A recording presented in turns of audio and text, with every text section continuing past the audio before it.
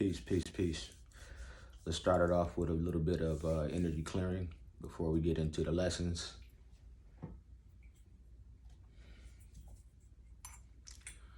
We ask that only the energy of the highest white light ancestors, guardian angels, starseed, oracles, readers, perceivers, and the like be allowed access to this energy into this space with free will. Anything not of that, we shut the door. We don't want any of that energy in this space at this time.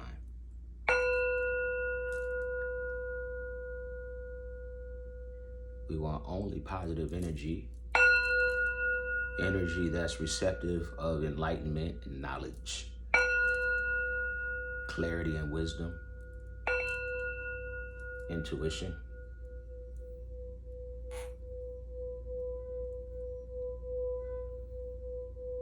highest vibrations,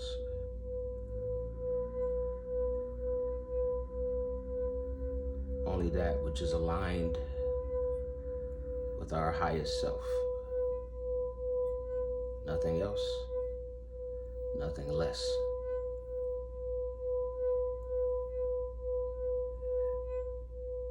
Only positive energy,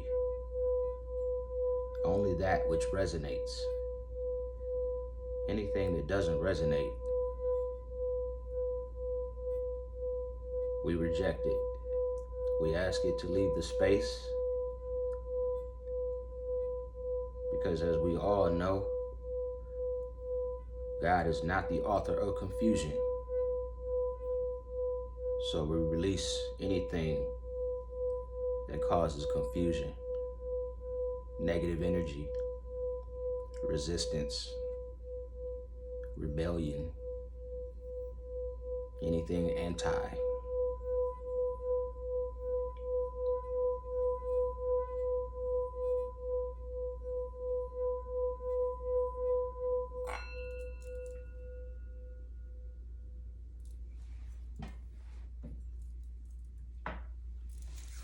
Want to get into some of the downloads that I've been receiving, put some different energy out. I don't have a starting or an end point, so I'm just going to start talking about certain things as they relate to the spirit and how I'm driven to talk about it.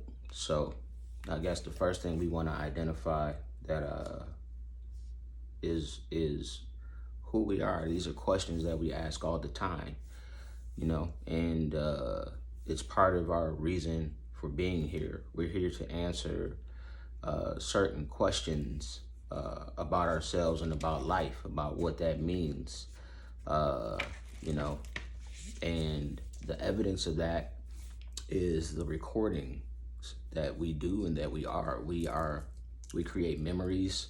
We record those memories. Those memories are bookmarks of time and space. That's what time and space is.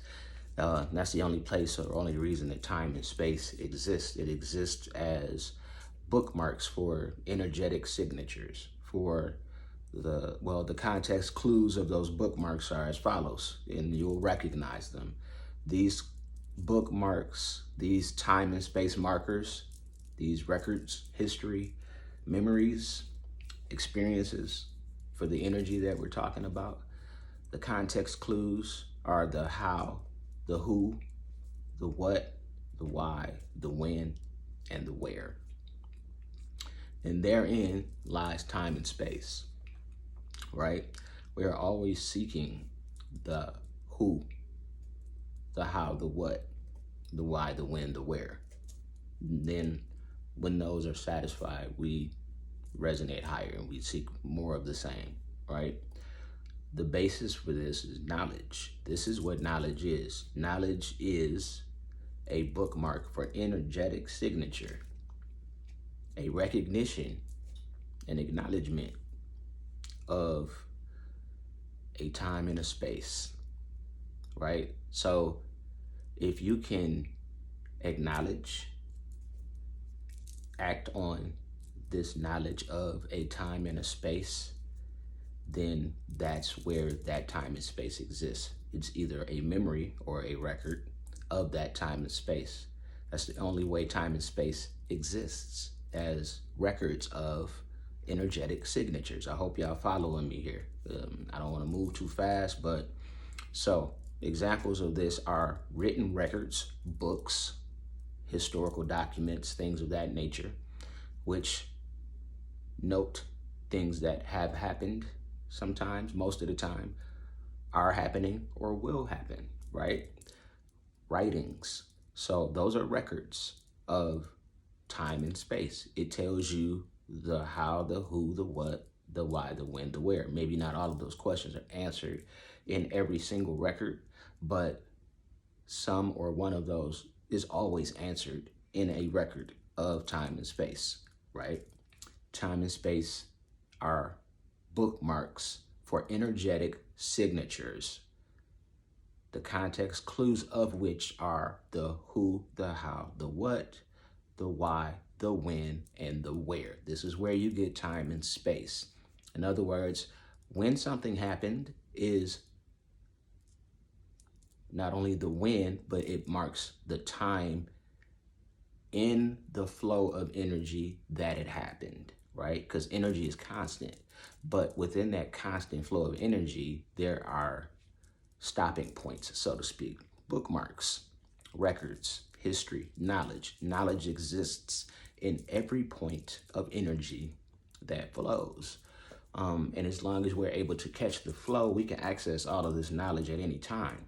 But we choose to have human experiences where we pump the brakes and get into the context of this trinity of knowledge, wisdom, and understanding, which is what I'm breaking down. The baseline of that knowledge, wisdom, and understanding is knowledge. Knowledge is the acknowledgement, a light, a spark of acknowledgement. Awareness is another word for that, right? So awareness, whatever that means to you, is perception, is what it is. So to perceive at the most basic level is to have knowledge. You're aware, right? Once you're aware, you start to create this context clue of energy signature that answers one or all of these questions: how, who, what, why, when, where.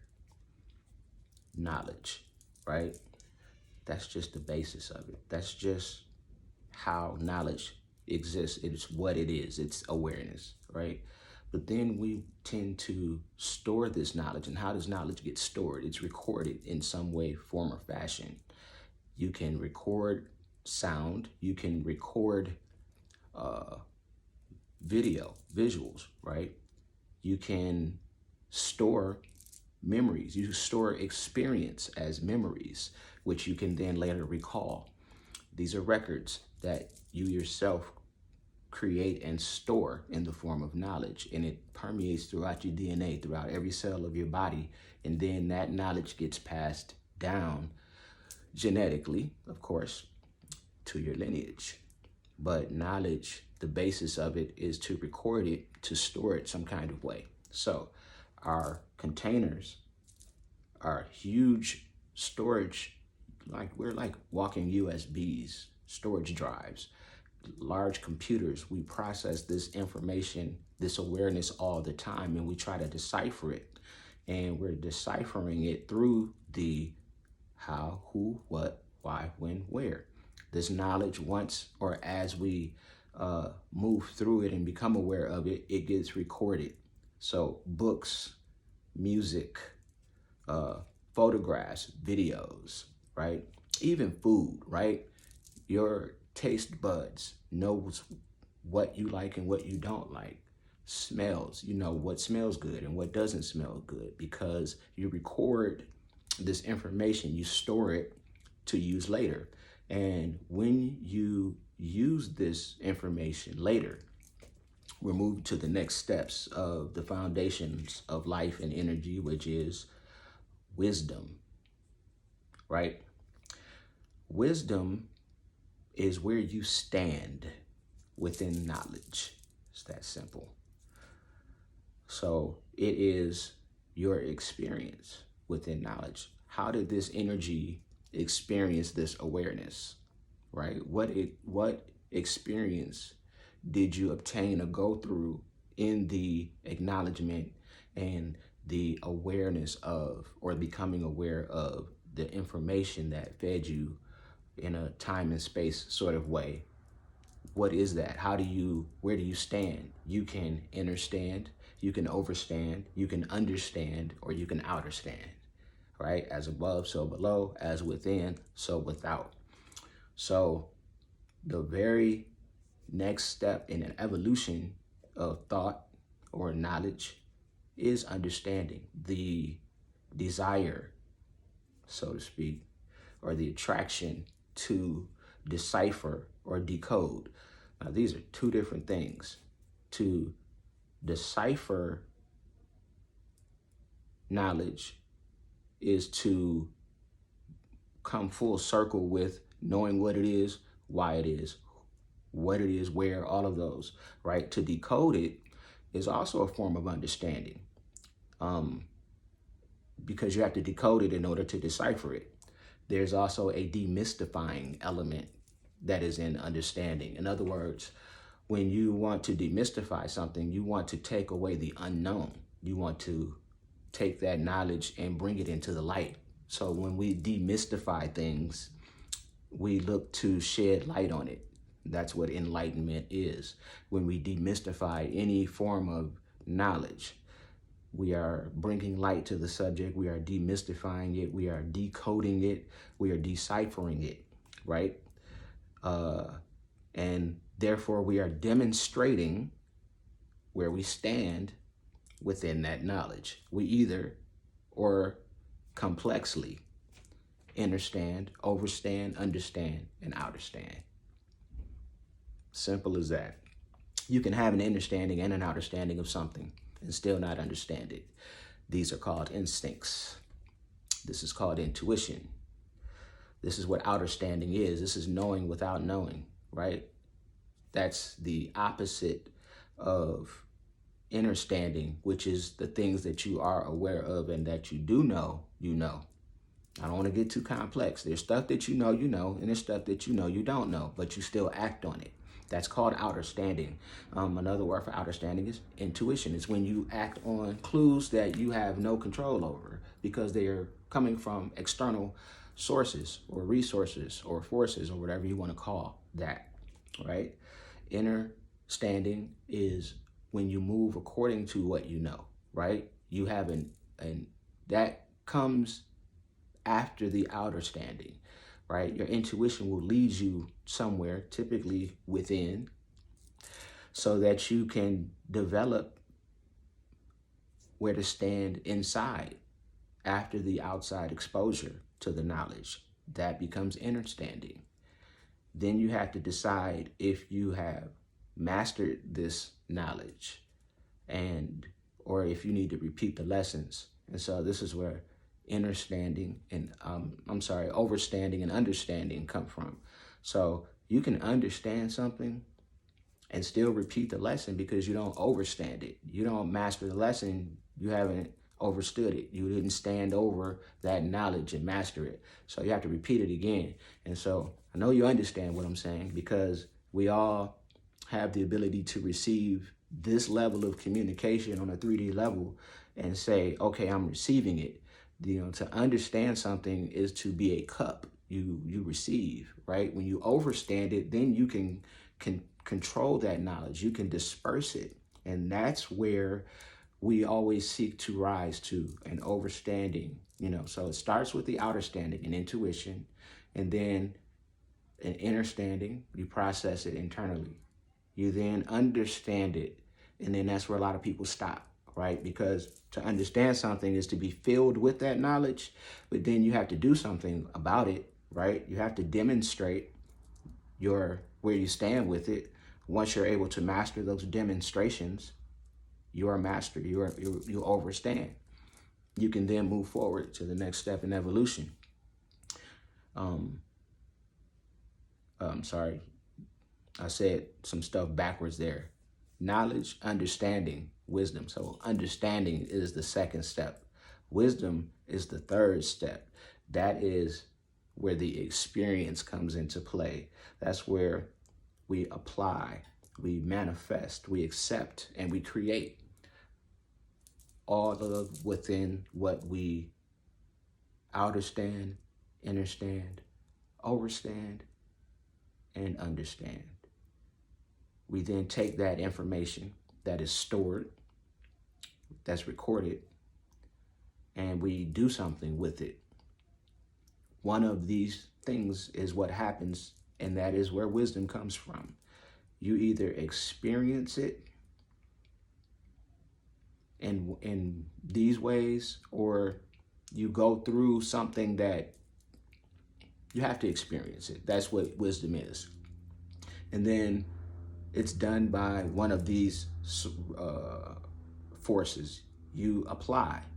So you apply where you stand within knowledge to create an experience, right? So this is where trying comes from. This is where doing comes from, right? Then there's things that don't exist that need to be brought forth based on your knowledge and understanding. So this is where invention comes from, and creation. This is called manifestation. This is when something that doesn't exist needs to exist because you know it can and should, so you make it exist. So you have a knowledge of something that needs to exist. You understand the who, what, why, when, where it needs to exist. Then you create that experience through manifestation, through application, through acceptance of the things that you can't control, because we can only do so much as individuals. That's where the I comes from in the allness. We are an allness that is represented through individuality. So little I's, we are all part of the allness. And that also can break down and translate into uniqueness. So individuality is simply uniqueness. Doesn't mean you're not part of the allness, and it doesn't make you a big I. It doesn't make you the capital I in I am. We are all I am. And then that breaks down into who, what, why, when, where, how, like that. So, but that's the little I. And all of that manifests into the big I, which is intention and information. You can look at that as source, God, the universe, the allness that exists at the beginning and end of time. We are here as records, living, breathing records, energetic signatures, bookmarking different points in the cycles of how energy flows, what we might call life. And those records represent knowledge. The understanding of that knowledge is then deciphered. It represents how we've deciphered, decoded, demystified, and then demonstrated where we stand within that knowledge. Where is your position within that awareness? Do you understand it? Do you understand it? Have you understood it? How did you even come to this awareness? Because of your understanding, because of an intuition or an instinct, right? And then what is the wisdom gained from it? What did you experience, good or bad, right? And that experience will dictate where and when in the cycle you go next. You can either go back to the beginning of the cycle and repeat it as needed, or you can use those experiences to elevate, manifest, and move further along the stream of energy that is consistent, everlasting. It is the beginning and end of everything. You're telling a story. Your story has been represented to you over and over and over again in records, bookmarking time and space, so that we have a way to decipher, decode it, to demonstrate an understanding of it, so that at some point we take those lessons and manifest higher. It's a spiral of life, right? Start off with the most basic 3D levels of understanding. This is to just receive knowledge, right? And it's a baseline version of spirituality. It's why you're able to manifest without consciousness. You breathe, your heart beats. It's a rhythm of life that's been gifted to you, an energetic signature that allows you to be aware of an individuality, a uniqueness, a self, right? But we have to maintain this container and not let ego create something that it shouldn't be, right? So, but we all receive, we all take in air, we eat, we consume. Consumption is the basic form of life. It's 3D, it's money, it's materialistic things, it's flesh. It is the lowest vibration because it's where the vibrations resonate the heaviest. Everything that manifests in the 3D is based on receiving or desire, wanting, fleshly things. You're not pushing anything out at this point. You're simply receiving because it's an instinctual baseline version of spirituality. That's how you connect with source. You just receive to just exist, right? That's a form of spirituality. Trees just exist, right? Plants, flowers, animals, they just exist. They don't have jobs. They don't drive cars. They just exist. They just receive nature. They just receive love. They just receive energy. They are energy. They give energy because they receive it. They are reflections of that, right? The receivers. We are all receivers. We all have life. You're listening to me. You can hear me. Some of you can see me. I don't know how, whatever way this information is coming to you, but you're receiving it, right? So it is the baseline version of spirituality. It's the basic form of connecting to life, to receive. To receive life is spiritual because you are a cup at that point of outward intention. Intention pours into you and you receive it. It's called life. You then begin to be aware, right? Some people then elevate and start to have something to believe in. This is the 4D. This is something outside of 3D, outside of what you can see, touch, taste, hear, smell. This is information that's stored beyond or meta the 3D, right? Beyond the human experience and into a meta experience or something mental, right? Something that is within your mind that has not or cannot manifest because it is simply based on a foundation fortified by faith. That's what belief is. It's when you can receive and then formulate a faith or belief based on receiving that there is something beyond what you've received. So this is where believing comes in. Believing is the spark that comes from receiving. So once you receive life, as you become aware, as you answer those questions, the who, what, why, when, where, the next elevation is to then believe in what you are receiving. Even though you can't see evidence of everything that you're receiving. We haven't gotten there yet. So to believe, right? You first are given life, that's the reception. When you believe, you then start to formulate actions and patterns based on faith because you believe in what you're doing. For example, you would not go to work if you did not believe you were going to get paid. Simple enough, right? You eat because you believe that it will sustain your life. So it first starts with the reception. You need something, then you act on that to get into the belief system of what needs to happen next. You receive life, then you need to act on it. So you act on faith or a belief system, right? Most people, some people don't have faith, but those are just receivers. That's the baseline, that's the 3D. When you move in faith or have a belief in something, whether you can see it or not, it's based on evidence seen and unseen. That's when you are believing in something. It could be science, it could be religion, it could be some combination of both, which is politics, or spirituality, which is the higher form of the combination of both. The lowest form of a combination of those things is politics. Spirituality and science equals politics at the end of the day, because it gets flooded with details, and those details never get worked out. That's why they say the devil is in the details, because those details become fictionalized. Facts become fiction. Too much information can then be manipulated into fictional.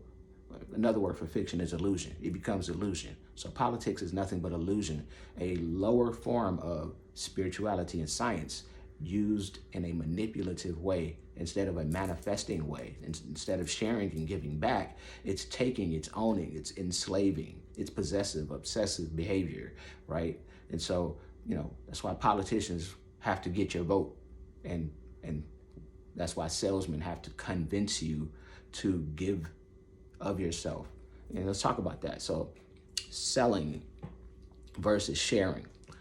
To buy and sell is where the root of evil is actually at, because when you give of your energy and don't exchange it, that's what the evil is, because you're selling your soul. You're giving away your soul with nothing back for it. We're supposed to exchange energy because it can't be destroyed or created, only move from one place to the other, right? And life is a stream of energy, and we are all individual uniquenesses within this energy, right?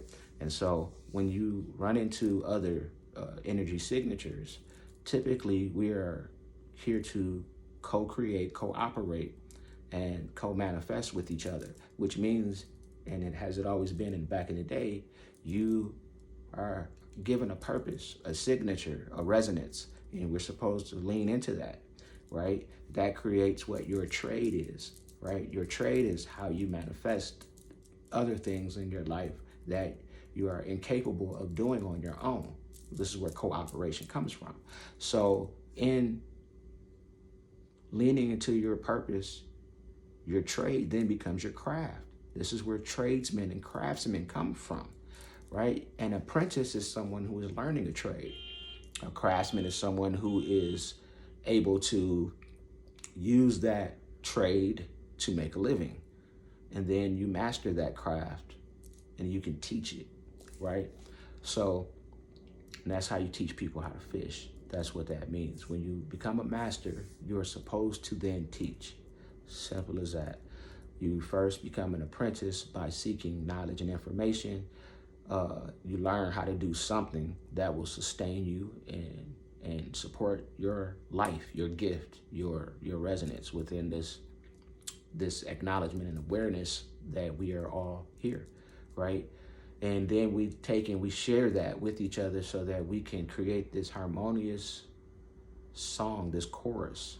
That's how life is supposed to work. Don't believe me? Look at everything else in nature. It doesn't struggle. The only place it does struggle is where man has imposed his will against nature's, right? That's where you see the manipulation, the ownership, the entitlement, the opposite of manifestation and going with the flow. You stopped nature to interfere with it out of ego, right? So getting back to it, when you work with trading, right? It's a system of cooperation and sharing. You have leaned into your purpose, farming, manufacturing, delivering some sort of information, whatever that case is, and that becomes how you are supposed to manifest. You then run into someone who needs a piece of that because it's outside of themselves, and they give you a piece that's outside of yourself. And in that cooperation, within that lies co-creation, co-manifestation. We all then resonate differently. This is how you wind up avoiding things like greed, because you only get what you need outside of what you can manifest through your own abundance, energetically speaking, right? Anything that you can't manifest your own self through your own hard work, through your own abundance, through your own energy, you take your energy and you create a barter with someone else who has that resonance so that you can obtain some of those things that you need to, either out of desire or necessity to complete the package based on what you perceive it to be. And you give of yourself equally. This is what tithing is, giving of yourself. It has nothing to do with money or a church. It has to do with investing your time and space into other things so that you can receive back. If your container full, nothing can get poured in. So you have to give at least a little something in order to receive a little something. 10% sound fair, right? I give you at least 10% of something. I got enough room to receive at least 10% back of something that I don't have. It makes sense. You have to make room for the reception of the additional things that you don't have. And the way you do that is you give up something. You have to let things go. The things that you have an abundance of, the things that you have been blessed with. Now, when you start getting into convincing people to give up this energy without giving something in return is where the selling of souls comes from. It's how Eve was convinced in the garden because she was promised something that she wasn't given right away. It's where credit and convincing somebody to give something up of themselves is where selling and the con comes from, the pimping, the ownership, the slavery, because you're trying to get something for nothing. All slave owners want is to own and control other energy without having to give much of it back. That's what slavers do. They want to control the energy without having to put much of it in themselves. It's greediness, it's gluttony. You know what I'm saying? It's wanting it all without giving back, right? And so that's what money is. It's the promise of something for something without the energy having been exchanged already, right? This is why if money systems collapse, all that energy you invested goes away, right? The real exchange is I'll do this for you, you do that for me, right?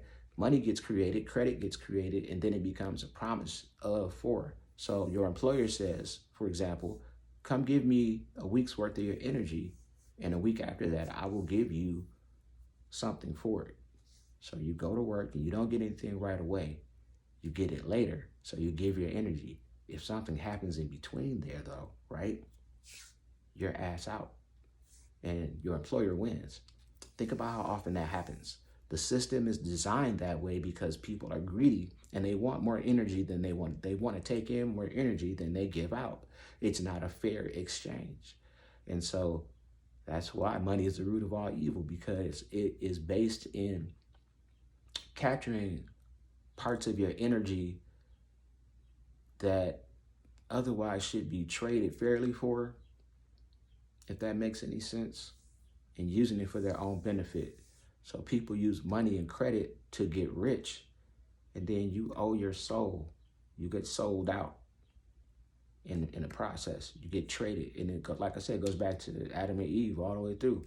You get tempted to trade some of your soul, some of your energy now. Give me your energy now, and you can have money. You can have material. You can have 3D shit later. You can have some now, you can have some later. You can have as much 3D shit as you want, right? Money is 3D as fuck. But where does it go when your energy is ready to move on? When your energy is evolving into something else, where does that 3D go? Where does your flesh go? Where does the material go? Where does the money go, right? You can't take it with you. We all know that.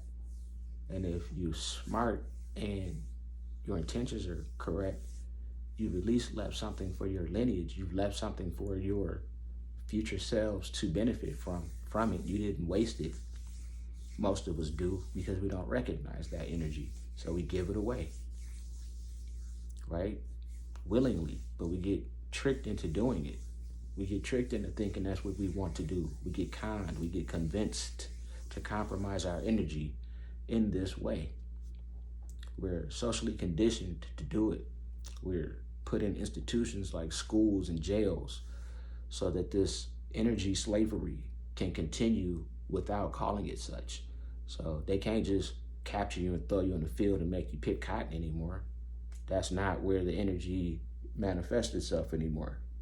They understand now more than ever that energy sparks off as knowledge. So knowledge is everything. Your information, your who, what, why, when, how, where is more important than any dollar bill, than any piece of credit. Everything that is you is tracked, or they want to track it some kind of way. Birth records, social security records, banking records, login information. Your identity, your uniqueness is what's being sought after, because collectively we are all that there is. You know this. I'm not making this up. But individually, your uniqueness is its own spark of God. And the way that greed works, the way that entitlement works, the way that ownership works, the slave mentality, slaver mentality, is to possess, obsess, kill, steal, and destroy other energy by any means necessary, because they can't manifest this energy. They can only manipulate it, right? Those of us that can manifest and co-create, we are always under attack because of this, right? The first attack was an offer for a piece of the soul for something in return. It was the first sale. It was the first pimp. It was the first con. It was the first manipulation.